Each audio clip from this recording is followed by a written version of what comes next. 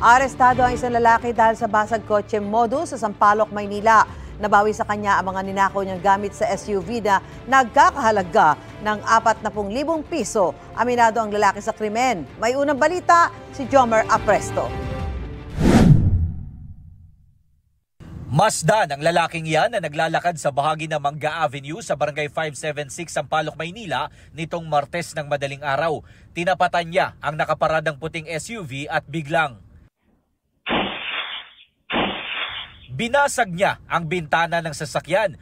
Pumasok sa loob ng sasakyan ng lalaki. Pagkalabas, bit-bit na niya ang isang bag. Napagalaman kalaunan na naglalaman ito ng mga gamit na nagkakahalaga ng 40,000 pesos. Ayon sa pulisya, umaga na nang malaman ng may-ari ang nangyari. Sa tulong ng mga CCTV, natunto ng mga pulis ang sospek sa bahagi ng Bohol Street. 2 kilometro ang layo nito kung saan nangyari ang krimen.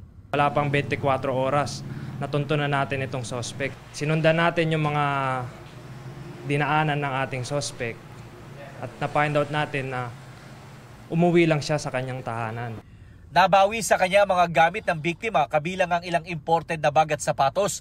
Kinumpis ka rin sa sospek ang motorsiklo ng kanyang asawa na ginamit niyang getaway vehicle.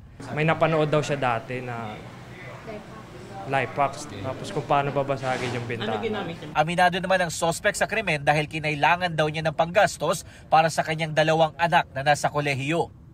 Binasag ko lang, napanood ko lang po sa YouTube yun. Sa nagawang krimen po, humingi po ako ng talagang kapatawaran. Na-inquest na ang sospek at sinampahan ng reklamong theft. Ito ang unang balita. Jomer Apresto para sa GMA Integrated News.